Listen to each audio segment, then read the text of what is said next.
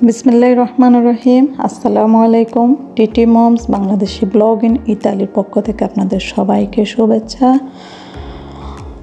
আশা করি আপনারা সবাই অনেক অনেক ভালো আছেন। আলহামদুলিল্লাহ আমরাও অনেক ভালো আছি। আমি আজকে কথা বলবো আমাদের বাংলাদেশিদের জন্য ইতালির সিজনাল মানে এগ্রিকালচার এবং নন সিজনাল মানে স্পঞ্জার বিষয়ের ব্যাপারে। তো প্রথমেই বলে নেই, যারা এখন আমার চ্যানেলটাকে সাবস্ক্রাইব করেননি তারা প্লিজ আমার চ্যানেলটাকে সাবস্ক্রাইব করবেন এবং আমার ভিডিওটাকে শেয়ার করবেন, লাইক দিতে ভুলবেন না। তো দীর্ঘ 8 বছর পর আমাদের বাংলাদেশ আবার সুযোগ পেল ইতালিতে লিগেলভাবে আসার। তো আমি এখন বলবো কতগুলো দেশের জন্য কতটি কোটা বরাদ্দ করেছে। সর্বমোট 32টি দেশের জন্য 30,850টি কোটা বরাদ্দ করেছে।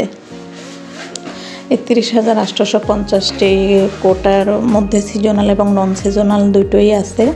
এগুলোকে আবার দুভাগে ভাগ করে 18,000 লোক সিজনাল পদে নিয়োগ নেবে। তো আমি আপনাদেরকে খুব সহজভাবে বলার চেষ্টা করব, আমি আশা করি আপনারা অবশ্যই বুঝবেন। প্রথমে আমি বলি কতগুলো দেশের জন্য কতগুলো কোটা বরাদ্দ করেছে ইতালির সরকার।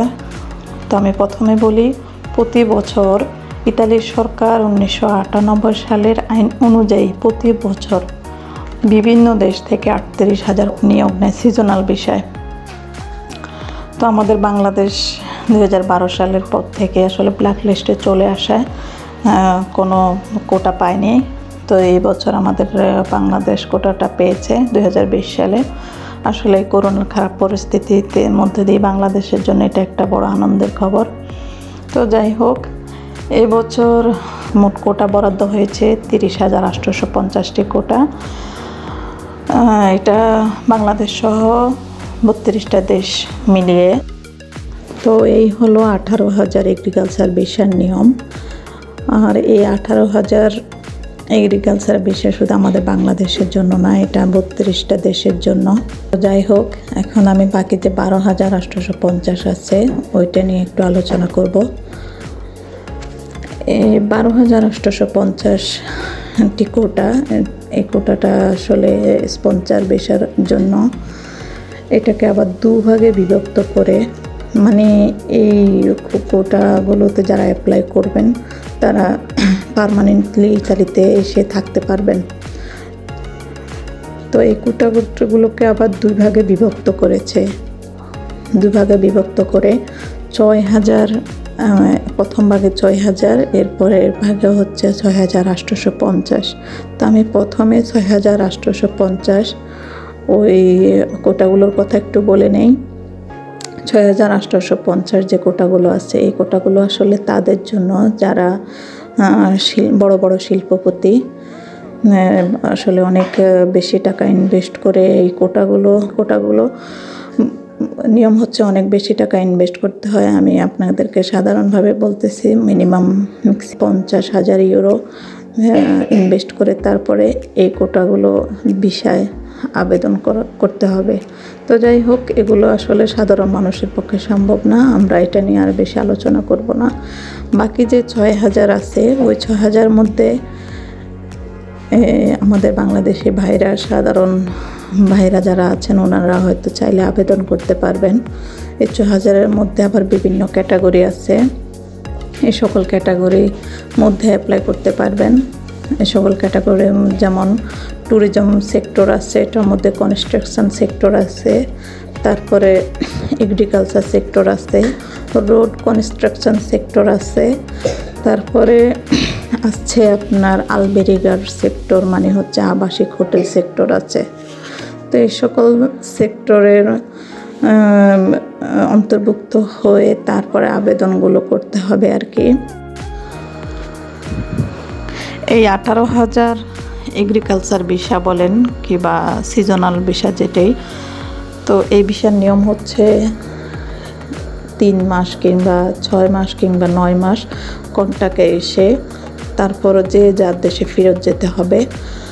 তা না হয় সে অবৈধ থেকে যাবে। আর ইতালিতে অবৈধ থাকলে আসলে বৈধ হতে অনেক সময় লাগে, কখনো দেখা যায় 6 বছর, 7 বছর, 8 বছর, 9 বছর এরকম সময় লাগে।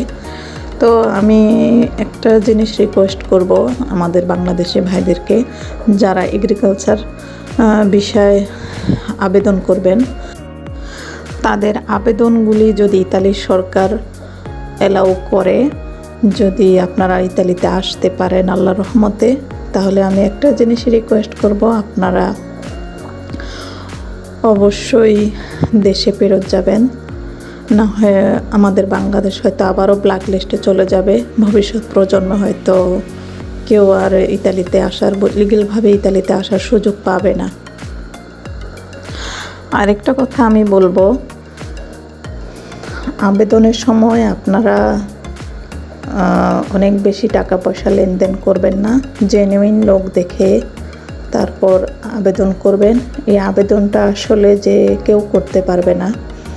আবেদনটা করতে হলে ইতালির কোম্পানির মালিক তার আন্ডারে কয়েকজন ওয়ার্কারকে নিয়োগ নেবে, ওই হিসেবেই সরকারের কাছে আবেদনগুলো করবে। তো আপনারা আসলে ভেবে চিন্তে জেনে বুঝে ভালো মতো খোঁজখবর নিয়ে তারপর আবেদনগুলো করবেন। এখন আসলে অনেক দিন পর বাংলাদেশে কোটাটা পাওয়ার পর আসলে সবাই আসলে কি বলবো, সবাই চাইতেছে আসার জন্য। এখন এই সুযোগটা কাজে লাগিয়ে অনেক অসাধু লোক আছে বিভিন্ন ধরনের, অনেকের কাছ থেকে হয়তো অনেক টাকা পয়সা লোভ দেখিয়ে নিতে পারে। কিন্তু আসলে আপনারা, আমি বলবো যে ভেবে চিনতে তারপর আপনারা সামনে আগাবেন। আর সব কিছুতে এখন ইন্টারনেটে সব কিছু খোঁজখবর ভালোভাবে নিয়ে জেনে বুঝে তারপরে পা বাড়াবেন। আর আবেদনের তারিখ হচ্ছে 22 তারিখ থেকে 31 ডিসেম্বর পর্যন্ত। তো যাই হোক, সবশেষে আমি আবারও একটু হালকাভাবে সিজনাল এবং নন সিজনালের সম্পর্কে একটু বলি। সিজনাল হচ্ছে মানে একটা সীমিত সময়ের জন্য কন্ট্রাক্টে আসা, যেমন 6 মাস, 3 মাস, 9 মাস এরকম, তারপর আবার ফেরত যেতে হবে। আর নন সিজনাল হচ্ছে স্পন্সর, যেটা ওইটা মানে স্থায়ীভাবে এসে ইতালিতে থাকতে পারবে ওইটা। তো সিজনাল যেটা, ওইটাতে আসলে ডিমান্ড একটু কম, আর নন সিজনাল যেটা ওইটাতে একটু আসলে স্বাভাবিকভাবে ডিমান্ডটা বেশি।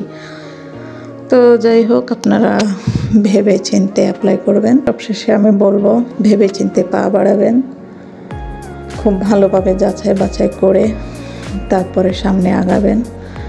আজ এই পর্যন্ত। তো সবশেষে বলছি, ইতালির ভিসা সম্পর্কে নিয়মিত আপডেট পেতে এবং ইতালির ফ্যামিলি লাইফস্টাইল সম্পর্কে জানতে আমাদের চ্যানেলটি সাবস্ক্রাইব করে রাখুন এবং বেল আইকনটি প্রেস করে রাখুন, যাতে নিয়মিত ইতালিয়ান ভিসা সম্পর্কে আপডেট পেতে পারেন। এই পর্যন্ত সবাই সুস্থ থাকবেন, ভালো থাকবেন। আল্লাহ হাফেজ।